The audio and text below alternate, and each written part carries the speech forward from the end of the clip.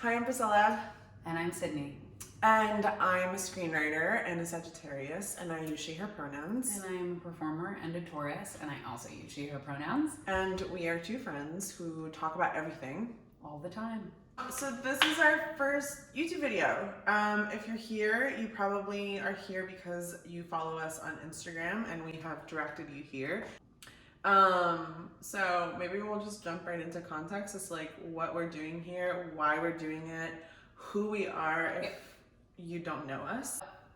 I am, like I said, my name is Sydney. I'm a first generation West Indian American, Caribbean American also. My mother is from Trinidad, my father is from Haiti. I grew up on the East Coast and went to college in New York City, and after college I majored in drama and was fortunate to get a Bachelor of Fine Arts, and was also very fortunate to book my first show right out of school off Broadway, which was amazing. And on the come down from that, which if you are in the industry, it's a wild feeling when you come off a project or a show after you've, worked so hard at the peak of your intelligence and your capability, and you're hopefully doing something that brings you deep joy. When it's over, you're like, and now I'm worthless. I'm absolutely, nothing means anything. And in that time, I had written a pilot, which is the beginning of a TV series. I had gone in my first foray into really making any sort of project myself and not just being the vessel. I was thinking to myself, I want this incredible story about women to be mostly made and brought to life by other women. So I was looking for a director. And my friend, one of my best friends who I had lived with in college, his current roommate, at the time we all lived in Brooklyn, shout out, Bushwick. Shout out Bushwick, shout out Bed-Stuy, shout out Greenpoint, Cobble Hill. His roommate's best friend from high school is somebody that I had heard a lot about. And it was this person right here. And they were always bragging about how ambitious she was, how accomplished she was, even though we were like 21, 22. And how just an inspiring powerhouse kind of person, and how successful this person was going to be. And I was always like, great, can't wait to meet her. At that time, I was just really hoping to meet a kindred spirit and impress said kindred spirit. So that's like everything up until I literally sat down at the cafe, and now Priscilla will tell you her journey to the other side of the table. I just realized why it was such a mismatch. Now I'm realizing this. Okay, so like we said, I'm Priscilla. This is happening in real time, ladies. This is happening in real time. I'm French Colombian. What that means is that I was born and raised in Colombia. My dad is Colombian, my mom is French, but I should say I was properly raised in both places until we moved to the States. When I was 9, going on 10, and then I went to high school in Boston where I met said best friend. I ended up going to school for theater directing. I moved to New York City after graduation, and when I met Sid, I was working, it was the darkest of times, I was working at a really big agency, and hated my life.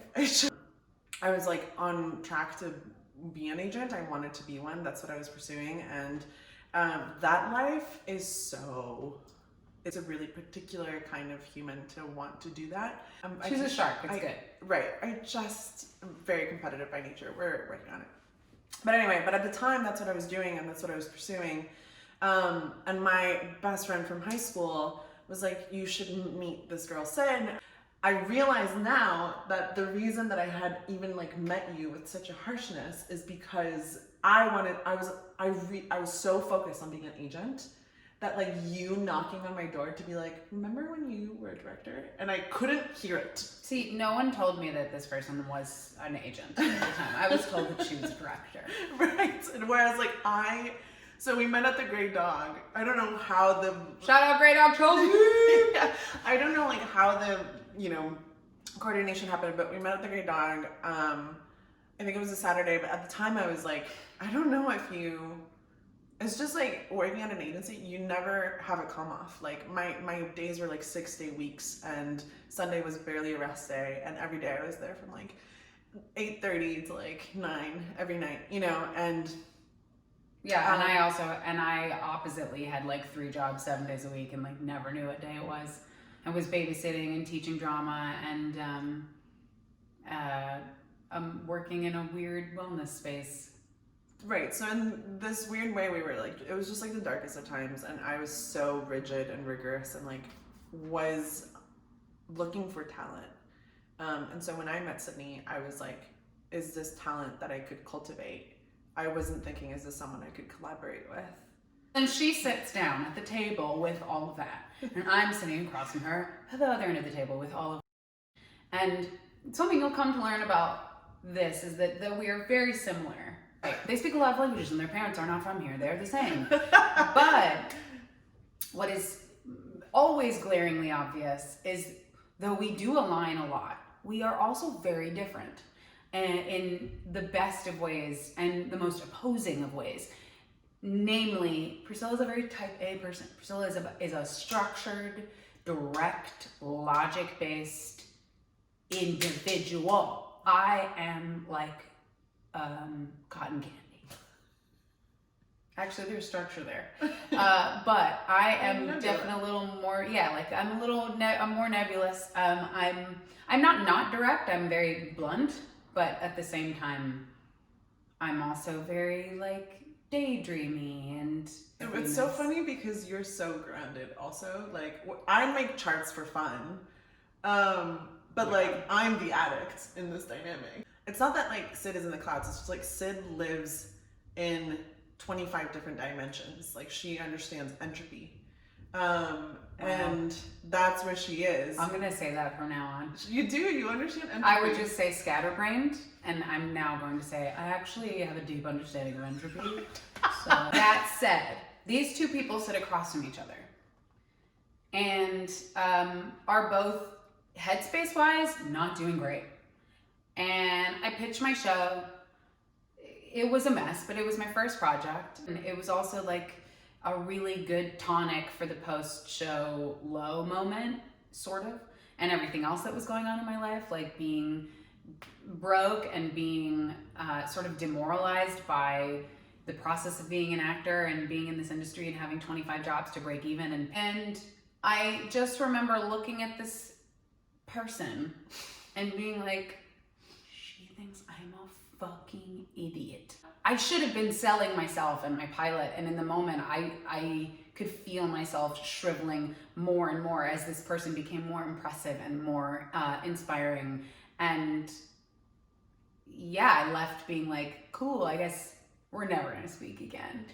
And I left, which was surprising to me because at the time I think I was really proud to be that sharky person who made people feel small, you know? But I left feeling like a I just remember leaving that, and instead I felt like because I was like, wow, I'm in such a rigid moment that I couldn't even connect with someone who's supposed to be family, you know, and I like made family feel small, and I just was like, oh my, I hate my life. Like that's just how I felt. I just remember walking away and being like, oh my God, I hate what you're becoming, you know? So we did not speak again. No, and I followed her on the socials, and I thought, you know what? Because something I definitely do is I surround myself with people who inspire me, because that, I mean, everyone always says to they, who's they? But everyone always says to do that. I've always been told to do that. And so it's a practice that I keep, even if we're not close friends. If you inspire me or if I esteem your work in some way, I'm going to follow you in some regard, whether it's on social media or, you know, via email or whatever. And so I kept up with her and was just like, wow, she's doing such amazing, through all the like Forbes shit and through her talk show, like such amazing things were happening for Priscilla. And I was like, cool. I moved to LA about a year after our meeting, having gotten promoted at my part-time job at SoulCycle. I was like, I have been in New York or around New York my whole life. Literally, I was born at Lenox Hill Hospital. Just like Blue Ivy. Oh my God, hey. I packed my car and I drove for 11 days with my best friend Kayla Props to Kayla for taking care of me. I had strep throat the whole time, and we made it. And 4 years went by. Lots of odd jobs, lots of acting, lots of writing, lots of lots of depression. Lots of other things, lots of growth. And then I was invited to a party one evening last year. What did you do in that time? So I was in New York this was 5 years ago you moved? I moved 5 years ago this year. Right. I stayed in New York. I'd heard that Sydney had moved across the country. I was like, great. Again, like we didn't really, that meeting both left us marked for different reasons. Yeah. Do you know what I mean? Yes. Eventually, I left the agency. I began to pursue writing full time. I moved to LA. I get here, I'm immediately sort of like introduced to this friend group. This friend group is also in the industry, and they're multifaceted, multi-hyphenates who do lovely art. And one person in particular, we'll call him Pancake. That's exactly right. Okay, we're gonna call him Pancake. So Pancake and I are getting very close. Definitely my. Came up with that stuff. Like, what? Okay. Pancake and I were becoming really close. Definitely my closest friend in LA. And Pancake and I also had a mutual friend who we'll call, I'm giving all the name coming up. Emerald. Emerald and I had done our first show together in New York and introduced me to Pancake on one of her visits here. So we had Pancake as a mutual friend for at least a year and a half without knowing. Like, had no idea. The entire time that I was in LA, Pancake had been talking about this girl, Sid. Like, but never like you need to meet her, like none of that. Just like, y'all are a lot alike. And Sid and I are both youngest children. And while Sid and I don't share the same amount of competition, something that we do share is that I don't love when you tell me that I remind you of someone else. The entire time, Pancake is like going on and about this amazing, beautiful, like polyglot of a human. And I was like, I don't need more of that. Like, I want to be your beautiful polyglot of a human person, you know? So I wasn't really that interested in meeting Sid at the time. And then one day I break up with my boyfriend in the morning, at the time boyfriend, and then Pancake invites me to this party. Get to this party. Pancake is like, by the way, like my friend Sid might drop by at some point. And I was like, okay, cool. I'm like flirting with this guy. I'm sitting with this, like hours go by. I'm sitting with this guy. We're sitting by the fire. And then, like very late to the party, like I'm talking. She loves adding that to the story every single time as if you could be late to a party. But it's just because the party started, I just had been there for so long. You cannot be late to a party unless it's over. I'm just saying, like, we had all been there since like 5. I'd love to point this out because it, like, to me, it's another moment of the serendipity in that, like, I don't normally stay that long at parties. I don't drink. So for me to stay from like 5 to 11 at a party where I'm not drinking and everyone is getting like progressively more drunk is really rare. Just like for me, the rarity was I had worked an entire shift, and Pancake and his other friend whose house it was at had invited me earlier in the day, and I was like, wow, I miss out on my restaurant job, makes it so that I miss out on literally everything. Shout out to everyone working in the service industry. Seriously, like, I mean, yeah, wow.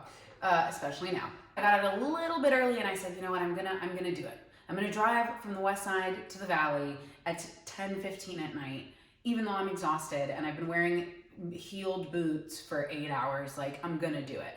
And I show up and I walk in, and because I'm late a lot, there's always like a and I walked in and that happened. And one of the people who came barreling towards me from outside was this person. And I was like, because Pancake had also been talking this person up to me. I don't think he used her name though ever. So I had always just, you know, and I'm so used, I don't know, in this industry, especially if you get to a certain level, everyone's really good and everyone's really amazing. And at what they do, and it feels like everyone is on their own incredible journey, path, grind, etc. So I'm used to hearing about people who, you know, create their own talk shows, or who crowdfund $100,000 to make their first films, or, you know, who have worked their way up the acting ladder or the production ladder, etc., etc. We all work really hard. So I hadn't thought anything of it. And then when I saw her, I was like, oh my God, that makes infinite sense. And it was just this moment. Something we both really love about the universe is serendipity. And it was like, it was just serendipity upon serendipity. So we sit down and we catch up. She tells me she broke up with her boyfriend. I remember you like, when? You were like, today! And I was like, oh. And then we just sat there and just caught up of like 4 years worth of life. For sure. And type A as I am, I was like, why are you so late to this party? And Sid was like, I'm coming from work. And I was like, oh, where is that? She's like, just this. I'm like the lead hostess at this restaurant on the west side. And I was like, oh, where at? Like, I lived on the west side at the time. She was like, oh, this little place in Venice. And I was like, oh, I interviewed there earlier this week. And then I realized that my boss, who had been talking up this candidate who she was really trying to sell the job on, I was going to train her if she said yes. She hadn't turned in all the paperwork yet because she was unsure. She was on the fence. She's also in my industry. My boss had literally been talking up Priscilla for a week to me. So we ended up snapping a picture by the fire and sending it to the manager of this restaurant. And the next day I called the manager and I was like, I'm going to take the job. It feels like the universe ordained this. And Sid and I have pretty much been inseparable, though it has changed since then. Partially because an amazing life change happened and P got a job. So like literally at maybe 4 months after getting the job, she was like, I have to quit. And I was like, of course you do. She dives into this incredible writing job. And I'm trying to find a way out of my current situation. And I had to move. And then the pandemic hit. And we were both like looking for some sort of solid ground. Like everyone was, you know, you're looking for solace, looking for some sort of routines and regularity in this very bizarre, uncharted water that is also very painful and scary. The world is collapsing around us. And we also individually find ourselves at this huge moment of transition. Sid, with everything she just said in terms of her job and feeling stuck, and I think coming to a reckoning of finally like taking yourself on. I was having that moment in my romantic relationships because I just ended this 5-year relationship and like pretty quickly thereafter jumped into 2 major things like without pause. And at the beginning of the pandemic had this like, I hadn't sat down to think about like what I wanted next, what I wanted my life to look like, what kind of partner I wanted to be with. And so I think Sid and I were asking ourselves similar questions in different areas of our lives. And finally having the space to do so. We're not always talking about our lives. When you're in communion with somebody in that way, in your friendships nowadays, it's almost a blessing not to talk about the obvious. And I will say that has gotten me through from March until right now. No, literally, if I'm like in this moment right now, it's because of this person.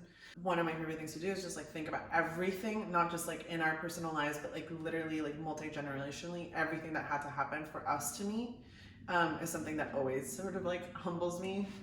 We started talking about such rigorous things with each other, not necessarily just about ourselves, but like willing to handle different topics about the world with each other in really honest ways. I hold really open discussions about Latina and Latin America and race. Sid has been kind enough to be a guest on many of those. But you've also seen our friendship. And I think we were both pleasantly surprised at how many people responded to the stuff that we did together. Yeah. Priscilla's content is very, I mean, the word we've used over and over in this moment is rigorous, and it is very confronting. Now, that being said, I don't know very many people who have a complete sort of unspoken and yet spoken agreement of transparency, and there is no topic that is off limits. There's nothing that I bring up that makes Priscilla go, no, I can't talk about that. Whether it's reggaeton, whether it's the election, whether it's climate change, whether it's inequity event, like there is nothing, addiction. The point of this is to show you how we communicate and how there is ease in the rigor. And as a result, we are able to excavate things together and come to really sometimes entirely diametrically opposed hypotheses. We're like two Renaissance philosophers on two ends of the discussion, like fully respecting the other's expression and existence and admiring it from afar, and also having like a subtle, no, I think I'm right. And then the other aspect of this is that in our conversation, like I said, we have brought some of that conversation online on Instagram already. It's cultivated a really meaningful community, whether it's because you feel like there's no one that thinks like you and you're, near community in your local community and you find community in us, or if it's because you do see your friendships and your family dynamics reflected in us. All of that has been really meaningful for me, and the kind of following that I think we both have grown online has been a special niche of the internet. And so we wanted to give ourselves and also you the opportunity to maybe like connect on a different platform and see more of us and share more of us. And like I said, we're also really hungry to like make things that we're proud to make. So if you liked this video, please subscribe and like and comment. Let us know what you want us to talk about next. Nothing is off limits. I think that the format of this will be, obviously we can only speak from our context, are only really interested about speaking from our context, as that's the only context that we can be experts in. But if we want to talk about addiction, if we want to talk about sex, if we want to talk about like philosophy, if we want to talk about race, if we want to talk about whatever it may be, we're willing to go there, and we want to go there. And we want to go there so that you can go there. These conversations are necessary. There are disconnects and there are divides that you can only cross through having these conversations. Yeah, but that has also happened here, where we've been like, oh my god, this conversation has fundamentally shifted something inside of me, and we have to deal with that now. So yes, that's us. Also, we're not dating. We will probably have to say this in every video. It will probably become a tagline. Not that because there would be anything wrong with that. We would be deeply honored, but we're not. We're actually but because we're working to with a lot of other people to normalize platonic intimacy, and also trying to not get in the way of getting it, because both of us are single and available. Thank you for watching, and we will see you on the next one.